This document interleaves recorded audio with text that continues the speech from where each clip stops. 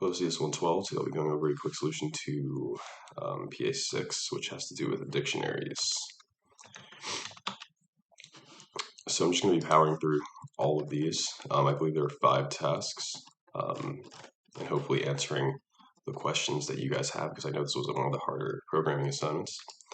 So the very first thing I'm going to do is I'm going to copy and paste this tile's values, because I want to be able to locally test my code. Now, I'm going to be defining this just right at the top outside of any function.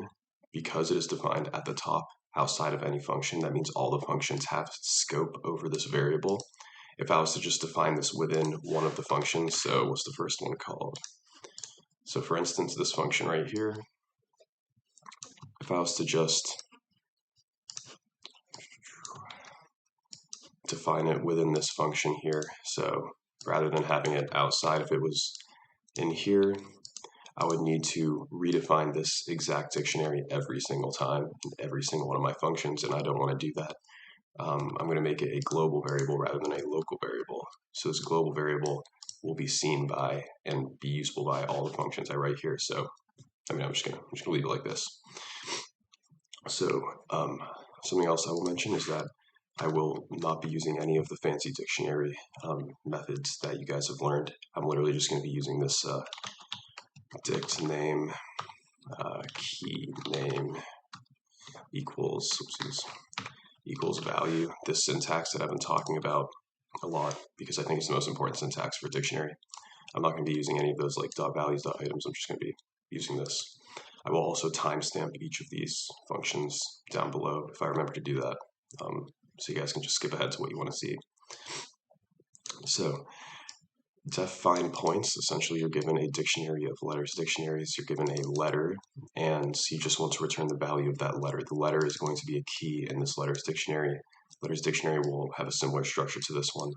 So, this is just one line of code. It's just this syntax right up here. You can straight up say, return. What is our dict name? Our dict name is letters dict. So letters dict, and we're going to unlock the value at the key LTR, and that's literally it. If you're comfortable with the syntax, this programming assignment should have been pretty straightforward. So I'm going to test this real quick. I believe these are the test cases.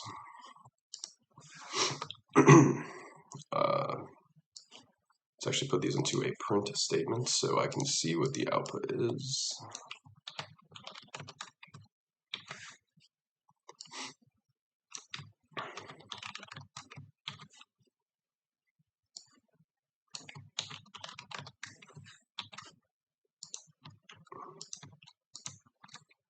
Alright, I'm going to save that file, open up my good old terminal. Alrighty, now to run this, I'm just going to type in the Python command followed by my file name. I'm going to click enter, and classic CS112, there's actually a typo here, so it's supposed to be tile values. So now, if I run this again, I get the expected output. So again, this was just one line of code, which is why, again, I still think this is the most important syntax for dictionaries. Okay, so now we're going to move on to task 2. Let me just go ahead and comment that bad boy as well.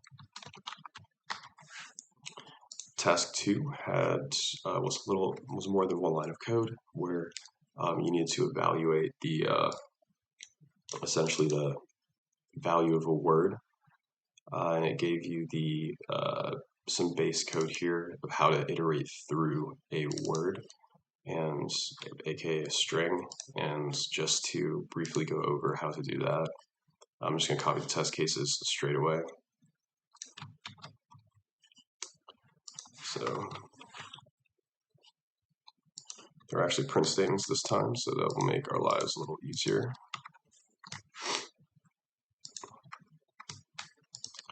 And this was called def evaluate word. I'll just copy over the entire thing. Okay, so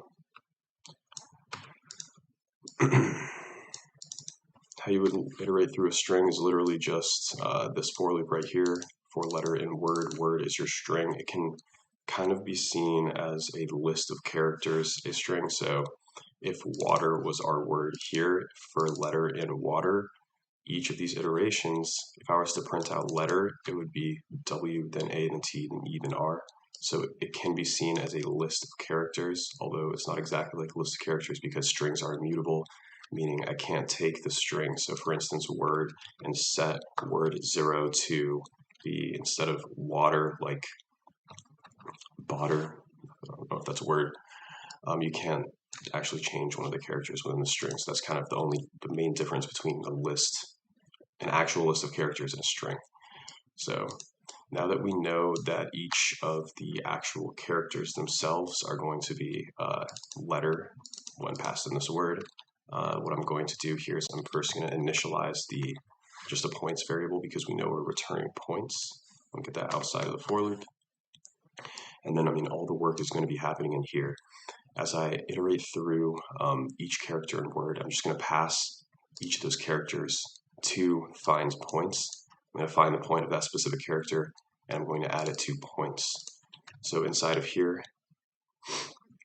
I'll just simply say points plus equals, and then find points, which is the previous defined function at, was it letters dict? Okay, letters dict, comma, word, not letter, yes, letter, because we're passing a specific character up, and this is going to simply, if we look at the first example again, it's going to pass in our letter dictionary as well as W. It's going to go up here. If it's using this dictionary, for instance, it will say our points, which is 0 plus equals 4. Then it will go to A plus equals 1, so on and so forth. And we'll completely add each of those return values with those specific character letter calls to points. And then once we're done with every single character in Word, it will just, be returns.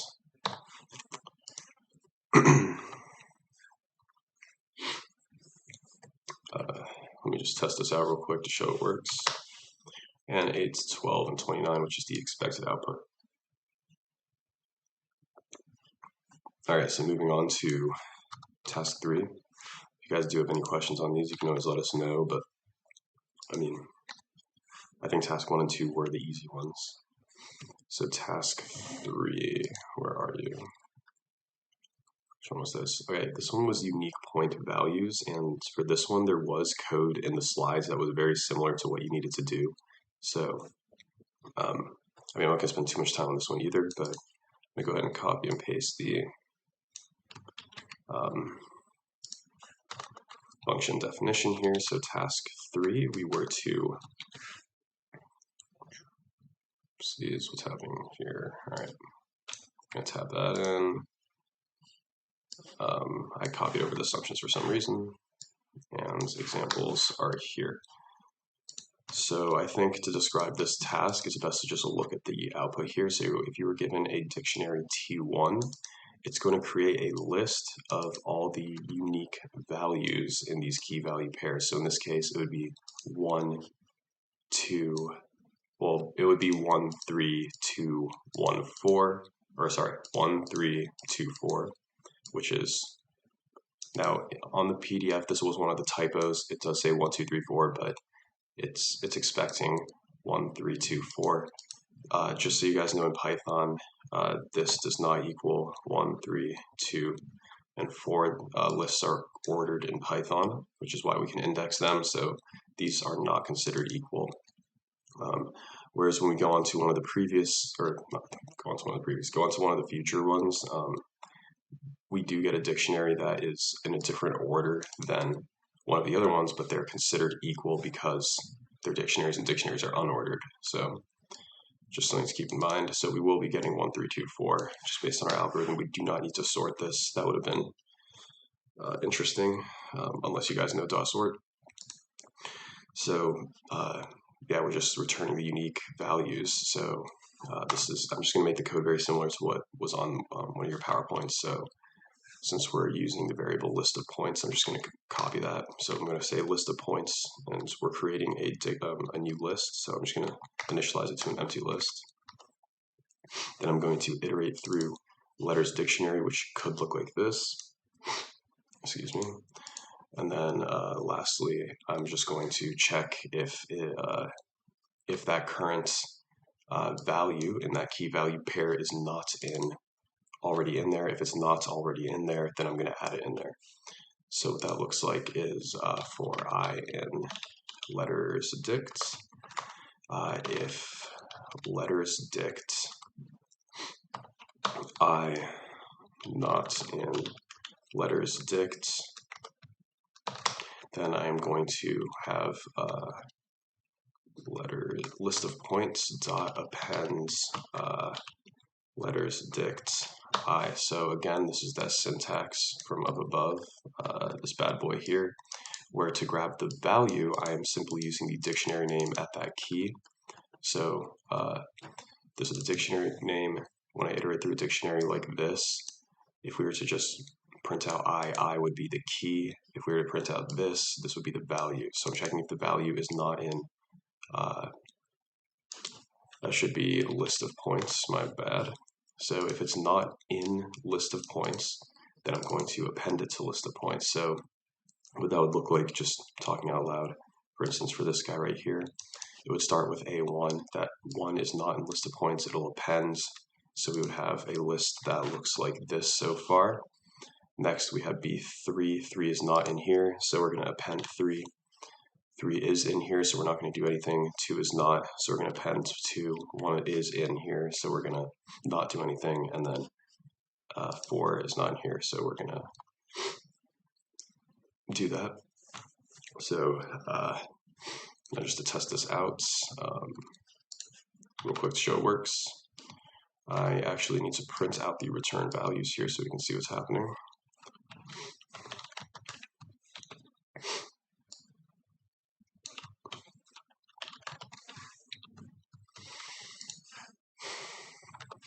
Okay, as you can see, we get the expected output. So again, this was, kind of one of the harder ones, but again, they gave you this code on one of the slides for like unique something. Just apply the same algorithm here to a dictionary. So now we're going to move on. Let's see. You see, task 4 was actually really simple, and not too many people had issues with it, so I'm actually just going to skip right over it and go to task 5. I'm just kidding. Obviously, task 4 was the hard one, so we are going to go over that, obviously. So I keep accidentally copying over everything. All right. So I'm just going to tab this in here, get rid of view. Now for this guy, I think the best way to explain it, again, is just to look at the examples it gives. So if we were to focus on points map T1, this call right here is working with this dictionary. What we wanted to do is create a new dictionary where the keys and values are essentially swapped, but since in here, multiple keys can share the same value, as we know, a dictionary can only have, like all keys must be unique, so like you can't have 2 1 keys in here. We want our values to be lists of the previous keys. That's kind of the logic behind why we wanted this new structure here. So that's kind of what the gist of it was. I'm just going to just power through this real quick. And whenever I'm personally tackling a problem that is a little harder, I always like to create a code skeleton, which I strongly suggest you guys do. What is a code skeleton, you might ask? Well, that is just creating like comments of how you're planning on solving this problem before you actually excuse me, solve this problem. So what is my algorithm here? Well, first of all, I'm going to think about what my previous functions have done, because we usually always make it so you can make your lives easier by calling previous functions. So in this case here, we have something that can take a letters dictionary and finds all the unique values, which is, good. That's straight up finding the keys in our new dictionary, right? So I'm going to call this function. I know that, so I'm going to say call this function to find our keys. Let's see what else we have. We have a way to evaluate a word. Now that's not really going to be helpful here, and we have a way to find points. That's not really helpful here either. So I think one of this is we're going to be using unique point values in my algorithm here. So the reason I'm going to be using this is because, let's say we're given something like this, it will return a list that looks like this. So that'd be 1, 3, 2, 4. And these are the keys in our return dictionary. So 1, 2, 3, 4. Again, if it was in the order 1, 3, 2, 4, as long as the value for 3 was 3 and the value of 2 was for 2, those would actually be considered equal in Python because dictionaries are unordered. So now moving on from that, once I have an actual list of the specific keys, I'm going to want to iterate through these keys. So I'm iterating through the list, not the dictionary. And when I'm iterating through these keys, I'm going to create a sub loop or a nested loop where I'm going to iterate through the dictionary. And the reason I'm doing this is so I can create the new key value pair within my sublists, or within the value of my new dictionary here. So in here I'm going to say create key value pair in sublist. So now I'm actually going to start coding what I mean by that. So the very first thing I'm going to do is I'm just going to create this dictionary that I need. So I'm going to pass through, I'm going to create this list that I need. So I'm going to pass through letters dict to unique point vals. So I'm going to, let's just call it keys, not in all caps because that's weird, equals unique point vals of letters dict. So this is going to, if we were, for instance, using this dictionary, this is going to yield us a list that looks like this. And then I'm also just going to right now create the dictionary, let's call it dicta points. And I'm going to set it equal to an empty dictionary so I can create it dynamically within this loop here. Next, we're going to iterate through the keys, right? So for k and keys, I'm just going to use k because I want can. I'm going to iterate through the dictionary for this nested loop here for I in letters dict. Now in here is where it's going to get tricky, and I think most people got tripped up on. So we got to think about how we can create this structure here. One of the most important things is that each of these key value pairs, the values need to have its own sublist. It needs to have its own way to append to a unique sublist. So we don't have 1 with these 2 characters in it, and then 2 with these 2 characters in it plus D, so we can't just be appending to the same sublist all the time while assigning it to the new key value pair. That would just, that's not the correct answer.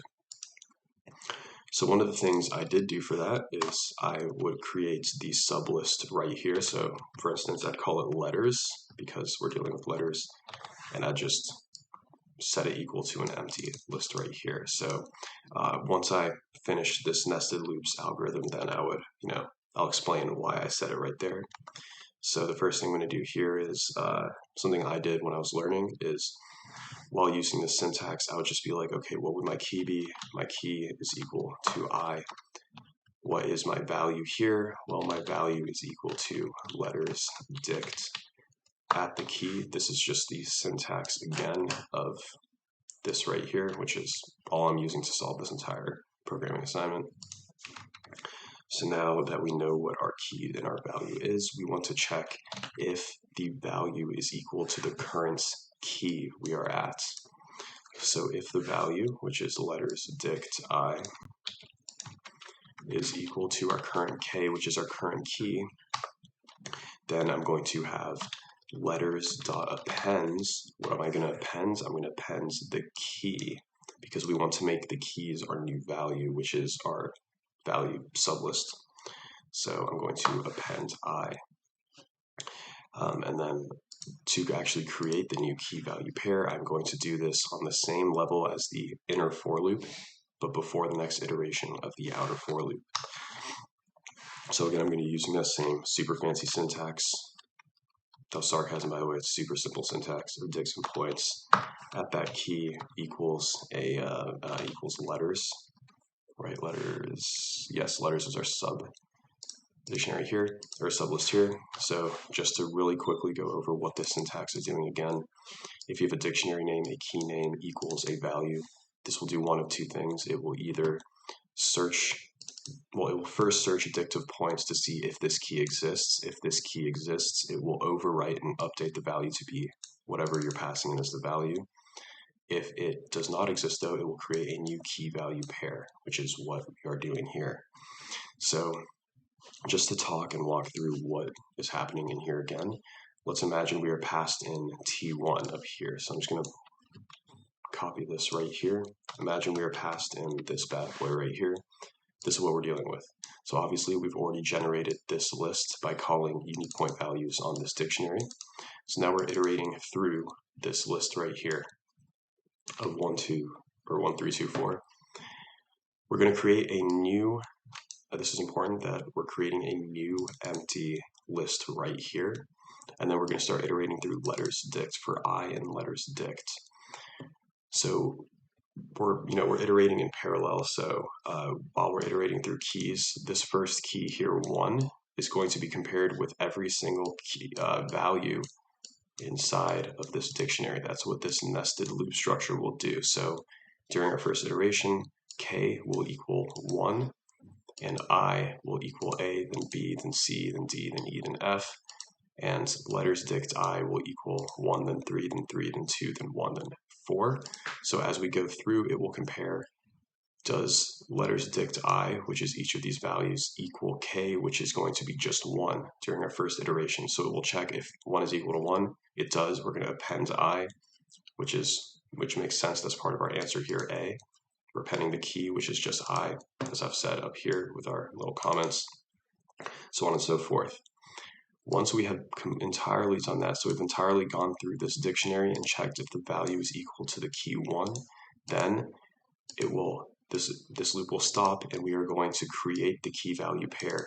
At the key 1, we're going to set it equal to letters, which is the sublist we just built within here. So this sublist being built here, AE, we want to save that work, right? We want to remember all the work we just put in. So we're going to create that new key value pair in dictive points letters, because when it goes to this next iteration, when K is now 2 or 3, letters is going to be erased, right? Because we want to have a new fresh sublist for our next key. So that's why I'm setting it back equal to an empty list.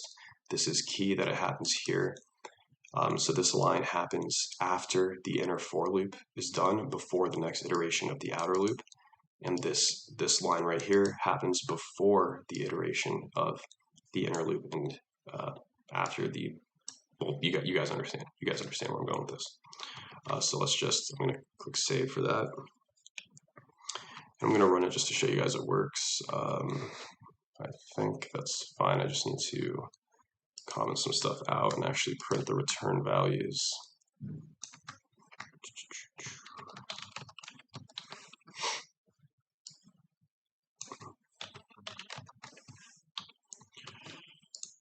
Going to save that. Okay, so as you can see, we get the expected return values.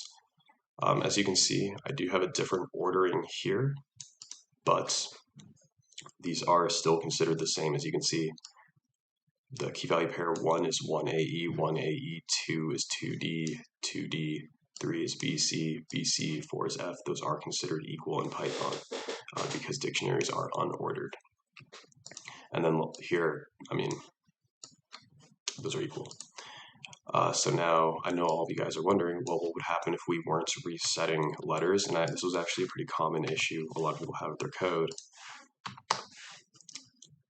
As you can see, we're just appending everything. So after the first iteration, the key value pair of 1 was actually, it was correct, right? It didn't have any of this. It would just be 1AE, but then, we didn't refresh it. We still just kept working with the same list. So eventually we did end up appending all the keys, which is why all of them have the same value for the same key, or say the same value with all the keys in it, which, it's just incorrect. So we do want to, so it's super important to have letters refreshing every time we move on to the next key value pair.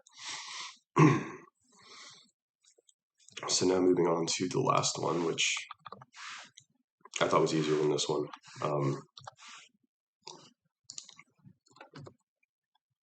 Which was just called best word. So I'm going to copy this down here. And, oh, this is the one you're returning a tuple, okay. Hence the code right here. Alrighty, let's see what we're doing.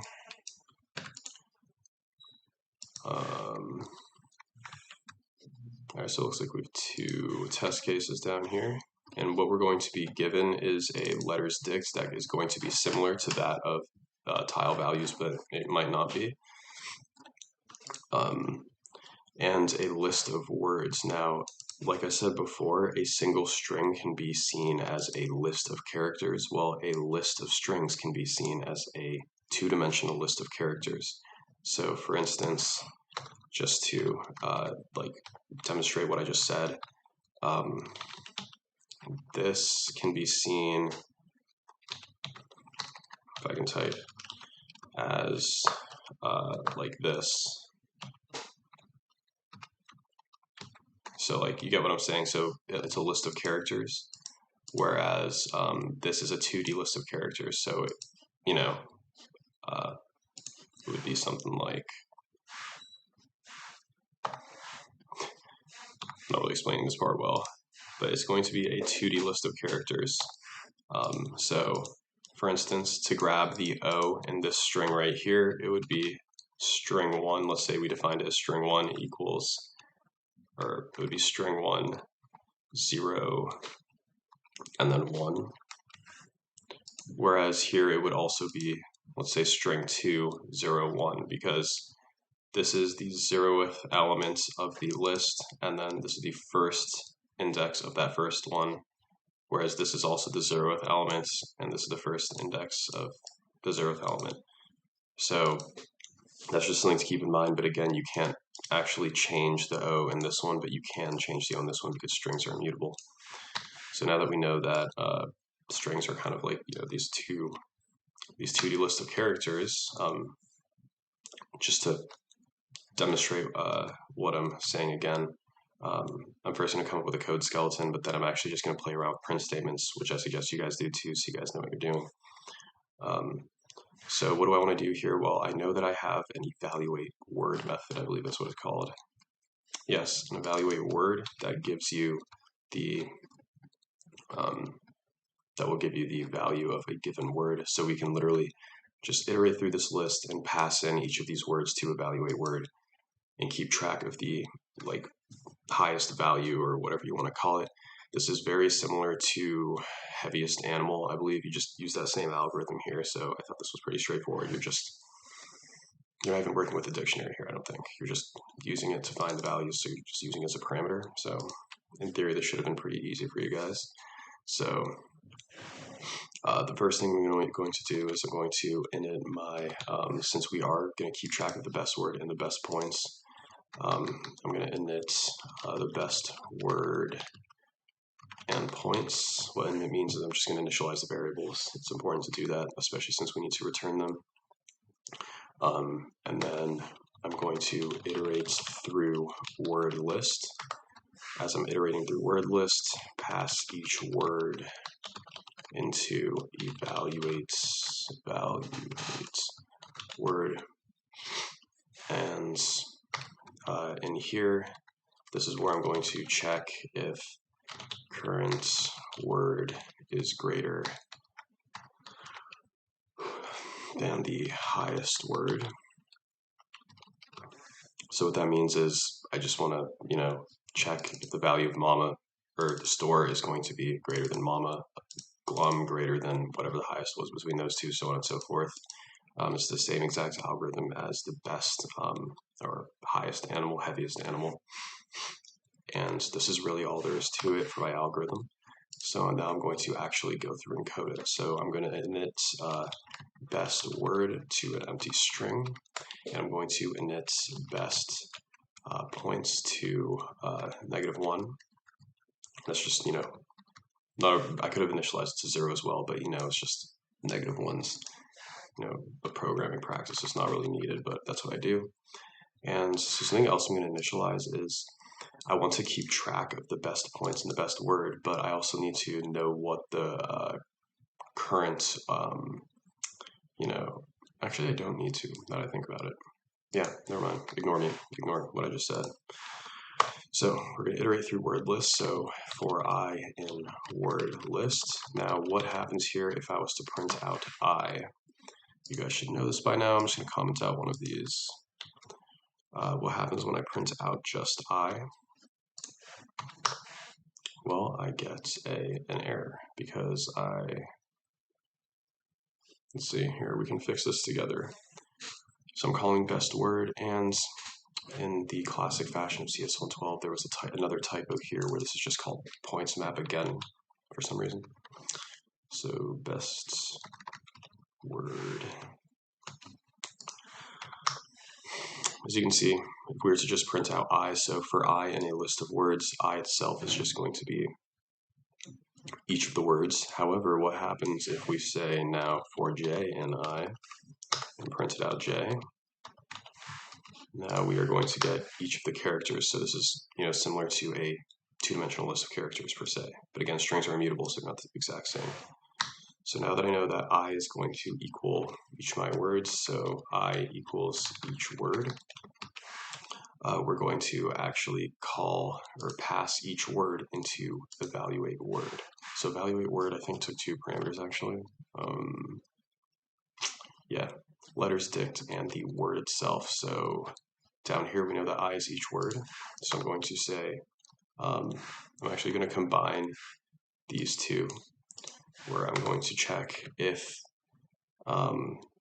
evaluate word passed in with the 2 parameters, which is letters dict. So I'm going to pass in this dictionary, and the specific word, which we have discovered is just I.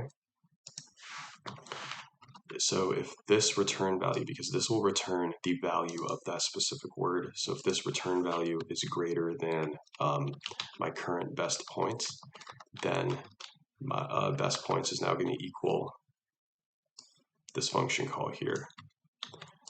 So it's actually not super efficient to do this, to call the function twice. So I'm actually just going to set it equal to a temporary points variable. That's what I was going to do before, but I forgot that it would be super inefficient. So I'm going to split these back up into 2. I'm going to say points equals the return value of this function call here, and then I'm going to use that locally stored variable points to compare here and to set the value here. So, it's effectively doing the same thing, but I'm not just calling the function needlessly a bunch of times. So now here, if points is greater than best points, then it's just going to replace, and we're also going to take best word and set it equal to what? We're setting it equal to I, because I is just a word. That is our new, best word per se. And then, this is it. Once we've iterated through the entire list and done all the comparisons for every single value of each of these words, we're just going to return a tuple of the best word comma best points. This is how you return a tuple. So now I'm going to uncomment this. I'm actually going to print out the return value so we can see what's happening here.